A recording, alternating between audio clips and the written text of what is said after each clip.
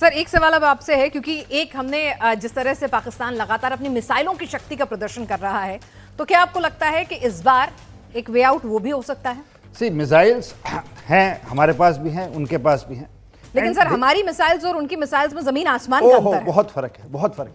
सी 2019 से जब लास्ट बालाकोट हुआ, हम बहुत आगे आ गए हैं। व्यूअर्स के लिए और जो यहाँ ऑडियंस बैठी है उनके लिए, हमारे पास उस टाइम पे एक और चीज़ जानने वाली है कि अमेरिका ने F-16 इनको बेचे हैं जी पाकिस्तान को, और उसके साथ जो हथियार बेचे हैं उनके ऊपर पाबंदी लगाई थी कि आप इनको किसी दूसरे देश के अगेंस्ट प्रयोग नहीं करेंगे। बट जब अभिनंदन का केस हुआ, अब अभिनंदन के MiG-21 ने R-73 वेपन से उनका एक F-16 गिराया, बट जो मैंने आपसे नैरेटिव कहा वो उनके यहाँ कहीं नहीं आया। और वो जो उन्होंने एमरैम फायर की हमारे ऊपर, उसके एक टुकड़े आके बॉर्डर पे मिले रजौरी के पास। वो अगले दिन वायुसेना ने लाके दिल्ली में साउथ ब्लॉक में पूरी दुनिया को दिखाए कि पाकिस्तान को ये वेपन यूज़ करने की अनुमति नहीं है, वो ये यूज़ किए। बट ये देखिए मतलब how they beautifully web the narrative. ना तो उनके कहीं पे भी आया कि ये F-16 हुआ, ना कभी अमेरिका ने उनको बोला कि आपने ये हथियार क्यों यूज़ किया। वो बात खत्म हो गई। So we are way ahead. We have now got Rafales, we have got Indian made. हमारे पास LC हैं, अपने भारत के बने निर्मित, अब ऑपरेशनल हैं, उस टाइम पे नहीं थे।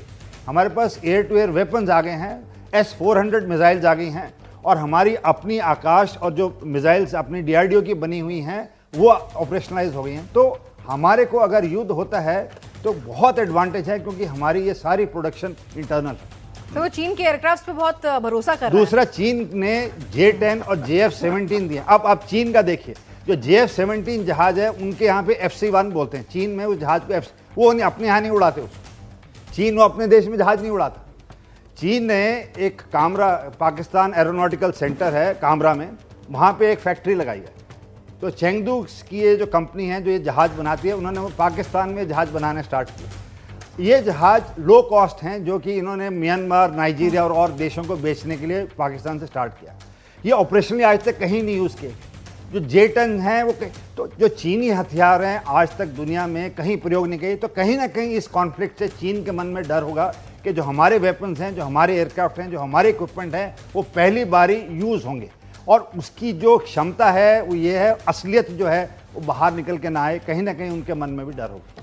सर तो हमारे पास एयरक्राफ्ट जो है वो रफेल हैं, सुखोई हैं, मिराज हैं, और यहाँ पर चीन को देखिए कि F-16 है जिसका कंट्रोल अमेरिका के पास रखा हुआ है, और चीन का जहाज तो यूज ही नहीं हुआ है। कुछ और ऑडियंस के सवाल हम लेते हैं। अच्छा चलिए आप लीजिए।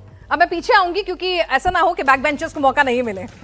मैं जनरल साहब से पूछना चाहता हूँ। जय हिंद सर। जय हिंद सर। ये जब दो देशों के बीच में वार होता है तो डिफेंसिव मोड से अटैकिंग मोड में आने के लिए काफ़ी तजवीज़ बनानी पड़ती है। तीनों सेनाओं का आपस में कोऑर्डिनेशन होता है, रिहर्सल होती है, तैयारियाँ होती हैं। तो अब हमको नहीं चाहिए कि मतलब जो हम बांग्लादेश की तर्ज पे बलूच आर्मी या तालिबान का खुलकर सपोर्ट करें, ताकि वो भयंकर गृह युद्ध में फंसे। तब हमको जो है कम से कम क्षति होकर के दुश्मन को ज़्यादा से ज़्यादा नुकसान दुश्मन के टुकड़े करवाने आपको। ठीक। इन्होंने बड़ी समझदारी की बात की, जो आपसी तालमेल की आपने बात की ना, तीनों सेनाओं के बीच वगैरह। अब देखिए, पहली बार अगर ये युद्ध में तब्दील होता है और ये जैसे कहते हैं सैन्य कार्रवाई शुरू होती है, तो ये सैन्य कार्रवाई इस बार ये पहली मर्तबा होगी जो CDS के अधीन, चीफ ऑफ डिफेंस स्टाफ। अब देखिए, जो पुराने पहले युद्ध हुए थे उसमें बड़ा समय लगता था, तीनों सर्विसेज अपने इन सर्विस ऑप्शंस डेवलप करते थे कि भाई मैं ज़मीन पे करूँगा, समुद्र पे होगा। अभी चीफ ऑफ डिफेंस स्टाफ की नियुक्ति से चीफ ऑफ डिफेंस स्टाफ जो है Anil Chauhan integrated options develop करेंगे, तो उससे जो हमारी प्लानिंग है उसमें मजबूती आएगी।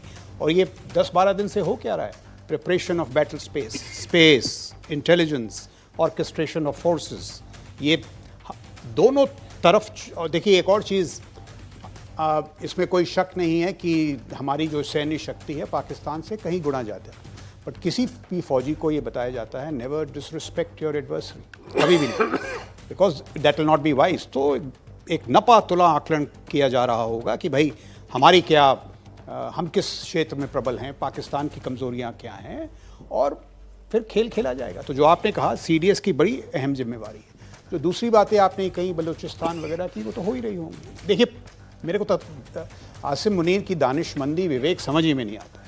उन्होंने अपने तकरीर में कहा बलूचिस्तान के सिर्फ 1500 आतंकवादी हैं। तो आप बलूचिस्तान का इतिहास तो सदियों पुराना है। आपकी शुरुआत 1947 में हुई। बलूचिस्तान का आप आकार लें, it is larger than Punjab, Sindh, Khyber Pakhtunkhwa, POK put together. वो इस तरह से बिखर रहे हैं। मैं ये कहना नहीं चाहता हूँ कि POK लेने की ज़रूरत नहीं है। POK तो अपने आप ही लुढ़कता आ जाएगा। So they should focus on their stuff and we should focus on hours.